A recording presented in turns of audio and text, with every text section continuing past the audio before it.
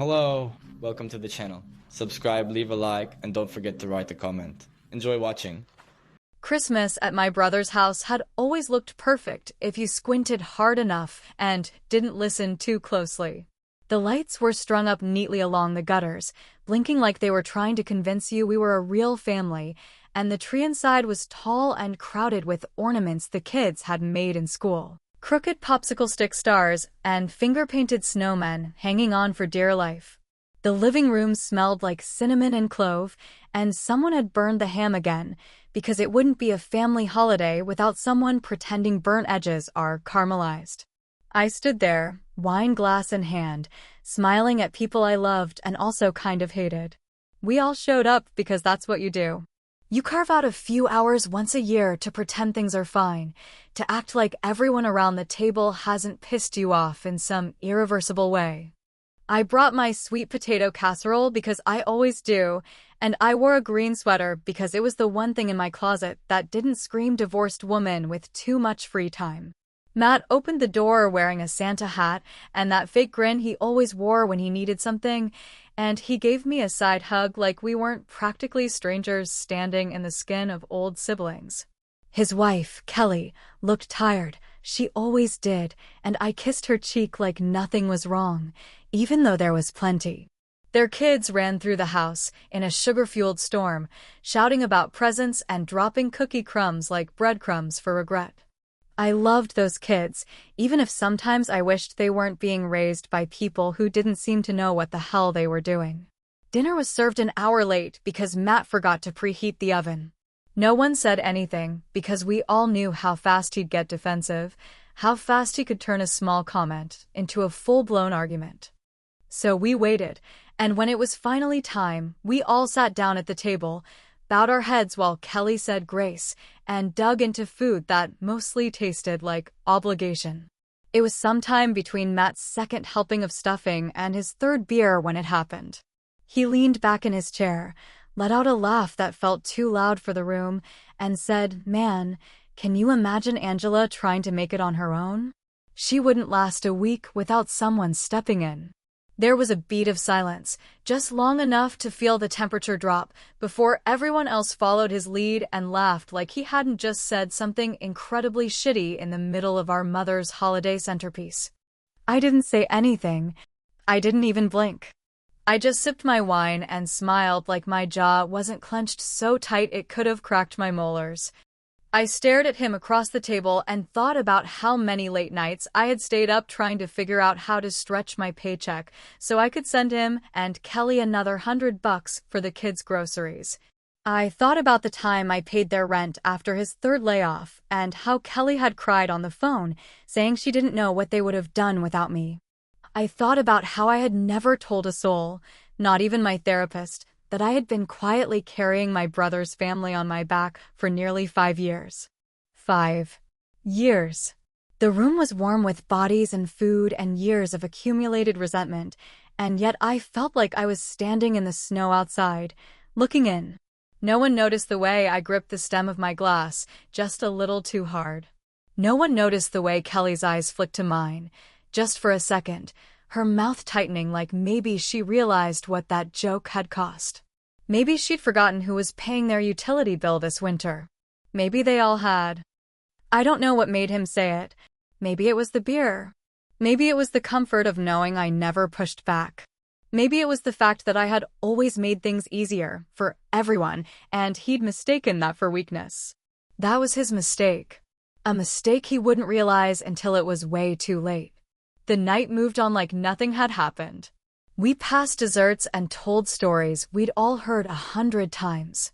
Someone turned on Christmas music and the kids opened their one early present each, tearing wrapping paper like they'd discovered treasure. I helped clean up, of course I did, because I always help. I always stay late. I always do the dishes no one wants to touch. I smiled in the family photos and told Kelly her pie was delicious and kissed the kids goodbye like nothing had shifted, like nothing inside me had cracked open. But something had. When I got back home, I didn't cry. I didn't scream. I poured myself another glass of wine and stared at my quiet, empty apartment that I paid for with my own money and filled with my own choices. The kind of life I built piece by piece after the bottom fell out. I looked at the blinking lights on the little tree I'd decorated by myself, and I realized something. I wasn't angry. Not really. I was done. Done being quiet. Done being useful. Done pretending that my silence wasn't being mistaken for consent. Done being the one who kept the boat steady while everyone else rocked it for fun. I didn't say a word that night. I just poured myself another glass of wine and started planning. Most people who meet me now assume I've always been this way, independent, put together, sharp around the edges like I was carved from glass instead of shaped by fire, but the truth is messier than that. And it started with a man who looked me in the eye and lied through his teeth while kissing another woman behind my back. My ex-husband was the kind of man who could convince you the house wasn't really burning if you just shut the windows and turned on a fan. I married him at 28, thinking we were building something, and by 35, I was left with a mortgage I couldn't afford, a car with engine trouble, and a silence so heavy it pressed into my ribs when I breathed. I spent 2 years clawing my way out of that hole, selling furniture on Facebook Marketplace, taking freelance gigs that paid in stress and expired promises, eating peanut butter sandwiches on stale bread while pretending I was doing some kind of minimalist diet cleanse. I didn't ask for help. I didn't move back home.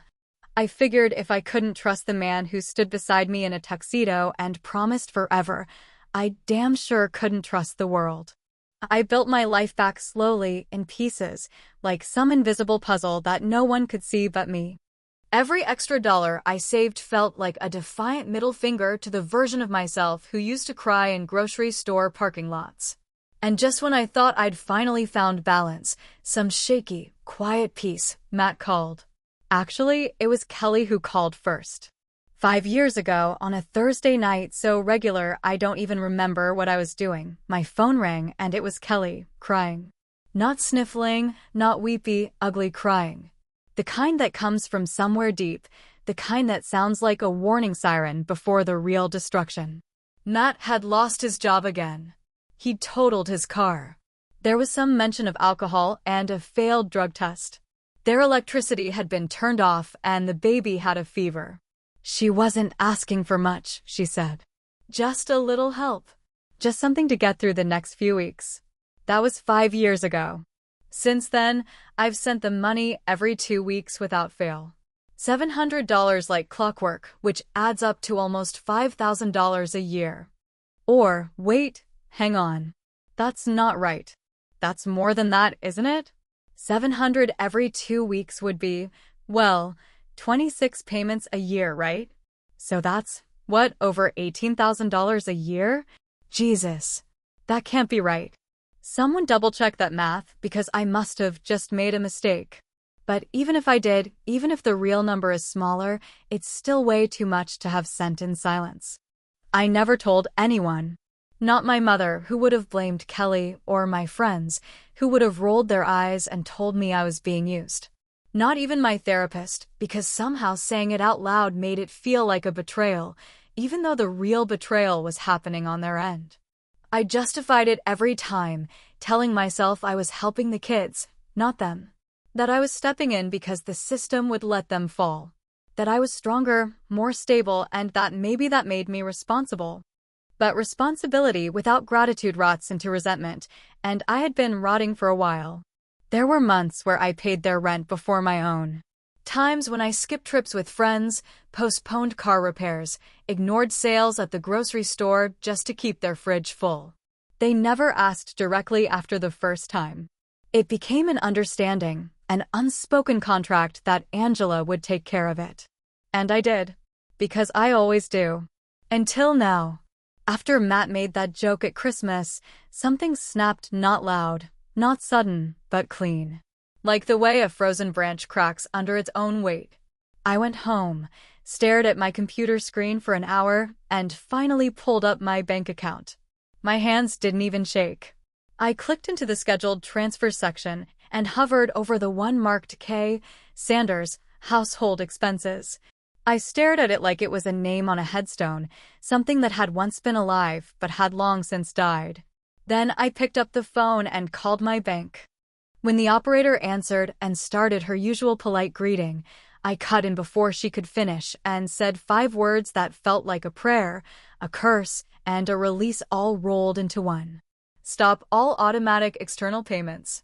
Her voice hesitated, probably waiting for more details, but I didn't offer any. There was nothing left to explain. The money trail ends here. Christmas morning always had a way of pretending everything was all right, dressing itself up in glittery paper and store-bought bows, like wrapping the day in enough tradition would keep the truth from leaking out. The kids were up early, shrieking in that specific way only children hopped up on sugar and the promise of presents can manage, their feet pounding the hallway like a herd of tiny, over-caffeinated reindeer. I heard them through the paper-thin guest room walls, and I just lay there staring at the ceiling fan spinning slowly above me, thinking about what I was about to do. The house smelled like cinnamon rolls and cheap coffee, and someone had already turned on the same playlist they used every year, the one with Bing Crosby crooning from speakers that made everything sound like it was happening underwater. I moved slowly, deliberately, like a woman walking into her own trial, brushing my hair back, putting on mascara that I knew might not survive the hour, zipping up the same sweater I'd worn last year like I was auditioning for the same tired role. Downstairs, everyone was gathered in the living room like nothing had changed, like we hadn't all silently signed a new contract the night before. Kelly was fussing with bows and handing out mugs, Matt was pretending he hadn't embarrassed himself, and the kids were shredding wrapping paper with military efficiency. I held a small white envelope in my hand and waited until everyone else was distracted with their own chaos before I approached Matt and handed it to him without a word. He looked up at me with a confused little smile, the kind you give when you think someone's made a joke you don't quite get yet, and then he slowly opened the flap like it might bite him. Inside was a single folded sheet of paper, nothing fancy, just a printed receipt from my bank showing the last automatic payment marked as completed. The subject line was clear as day, final transfer confirmed. No amount. No message. Just the end of a line that had stretched too far for too long. Matt blinked at it, then at me, like his brain was trying to force a different narrative onto what was in front of him. His mouth opened slightly, then closed again, and then finally he said it low and disbelieving, like I'd walked into the room and told him Santa wasn't real. You wouldn't actually. I didn't blink. I didn't raise my voice. I didn't give him the satisfaction of a scene. I already did. He looked like a man watching a building collapse from the inside, like he'd never considered the idea that the walls around him weren't permanent. Kelly must have seen the paper over his shoulder because her face went pale before she even read the damn thing. Her hands went to her mouth and she made the sound, a kind of gasp that melted into a sob, raw and full of panic, and then she turned to me like I'd just lit a match and thrown it into the living room. No one else had even noticed yet. The kids were still playing with their new toys, still shouting, still laughing, and I just stood there like a ghost in the middle of their joy, holding nothing but air in my hands. Kelly reached for me, as if grabbing my wrist could undo the truth, but I stepped back before she could touch me. I wasn't going to be pulled back into that orbit. I wasn't going to be guilt or begged or cried into submission. Not this time. I'm sorry, I said, though I wasn't. But this isn't mine to carry anymore. And before anyone else could interrupt, before Matt could gather his rage or Kelly could find more words, I turned and walked out the front door. I didn't take the pie I'd brought or the scarf someone had given me as a gift. I left the chaos where it belonged, right there on the floor next to ripped wrapping paper and the stunned silence of people who never thought the hand feeding them might one day close. I didn't cry in the car. I didn't turn on the radio. I just drove home in the stillness of Christmas morning, watching other families pass in cars with ribbons on the roofs, lights still blinking from porches, and I thought to myself how strange it is that people assume blood is always enough to hold us together. It wasn't until later that night, curled up on my couch with a blanket and a whiskey sour that tasted more like freedom than celebration that I saw the message come in. It was from Lucy, Matt and Kelly's daughter, just 14 and smarter than most adults I know. She'd never texted me directly before, but there it was, blinking on my screen in lowercase letters with no punctuation, like she was trying to be casual even though her words carried more weight than she probably knew. Please don't stop helping Mom and Dad. It's not their fault. They just need more time. I stared at the screen for a long time, long enough for the ice to melt in my drink and the fireplace video on my TV to loop back to the beginning. 14. Old enough to know things are broken, young enough to still believe they can be fixed. I didn't respond. I didn't know what to say. Part of me wanted to drive back and hug her, to explain everything. Part of me wanted to throw my phone into the snow and forget the whole damn family existed. Instead, I just sat there, phone in my lap, watching the message glow like a tiny lighthouse in the dark. Because the one thing no one tells you about drawing boundaries is that they don't just keep people out. Sometimes, they keep you out too.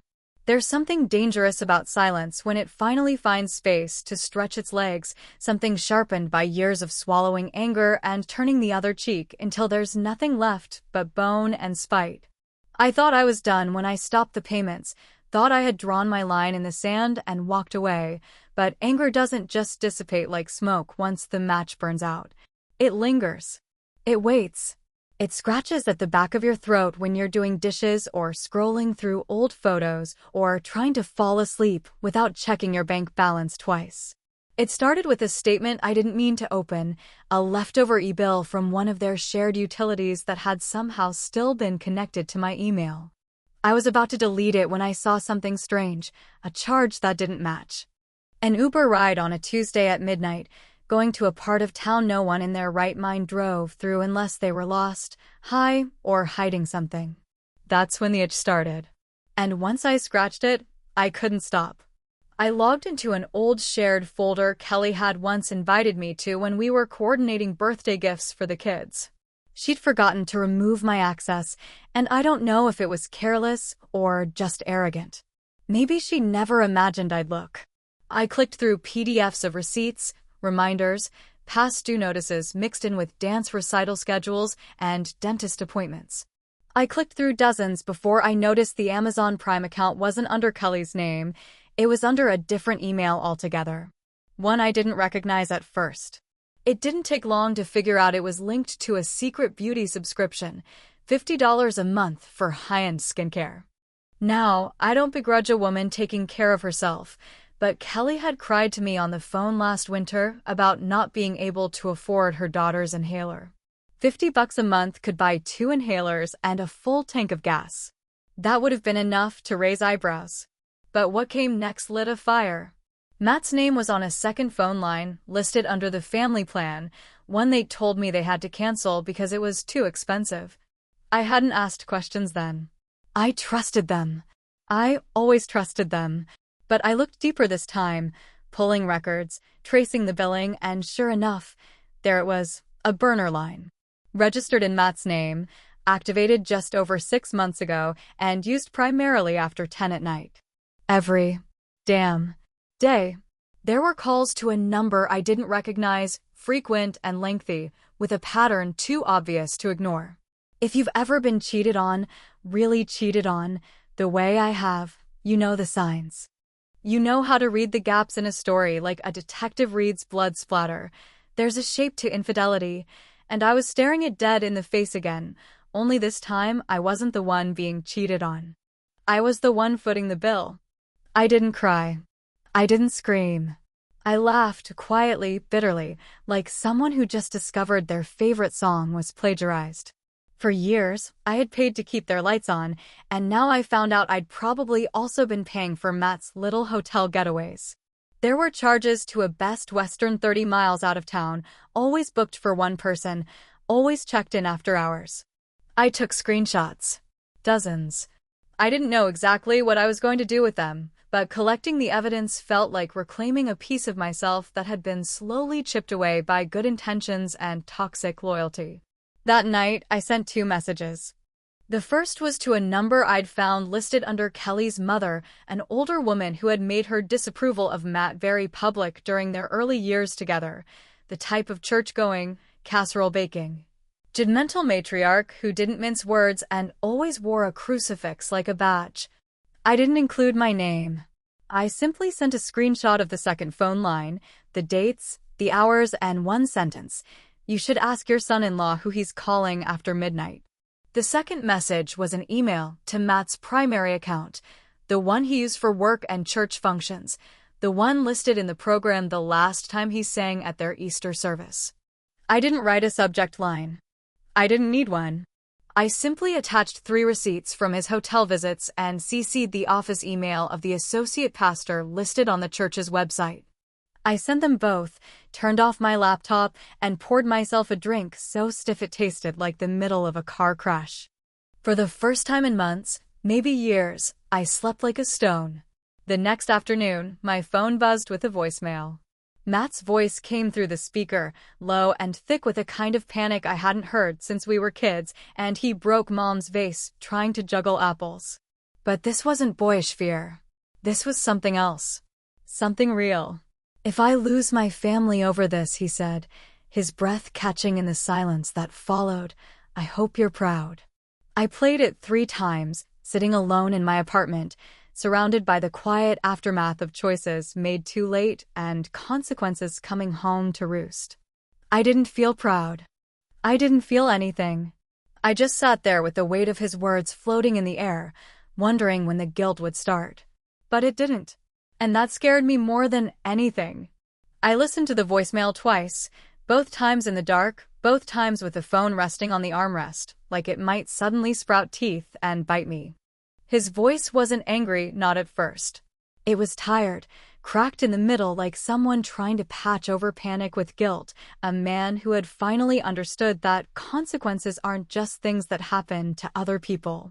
If I lose my family over this, he said again, the words hanging heavy like smoke that won't clear, I hope you're proud. And I wasn't. I wasn't proud. I wasn't smug. I wasn't anything. I was tired, hollowed out like someone who had lived too long with a weight that was never hers to carry, and now that it was gone, she didn't know what to do with her own breath. The silence that followed his message was louder than his voice had been. It was the kind of silence that doesn't just fill a room, it stretches back through years, dragging old memories behind it like broken furniture scraping across a wooden floor. I sat in it for a long time, hands cold, heart still, waiting for a feeling to arrive that never did. No anger, no satisfaction. Just exhaustion so deep I could feel it in my bones. I wanted to let it go. I wanted to turn the page, close the chapter, move on with the quiet dignity of someone who had learned her lesson and didn't need to be reminded of the cost. But life doesn't give you clean exits. It claws back when you try to leave. And it came clawing through my niece, Lucy. The video popped up on my feed a few nights later, not because I was looking for it, but because the internet has a cruel sense of humor and a flawless algorithm.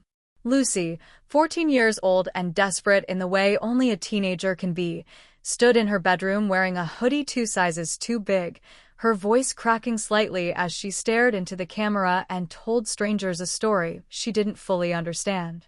My dad's been trying so hard, she said, eyes wide and shimmering with a mix of shame and loyalty, but he lost his job and now we don't have enough money for bills or food, and our power might get shut off again. She looked down, bit her lip, and then added, my aunt used to help us, but she disappeared. I guess she didn't care enough. If anyone wants to help, here's my Venmo. There it was. My ghost. My absence hung on her words like a verdict, stripped of context and steeped in heartbreak. She didn't know. She didn't know that I had paid for her school lunches, bought her winter coat, covered her field trip fees without ever putting my name on anything.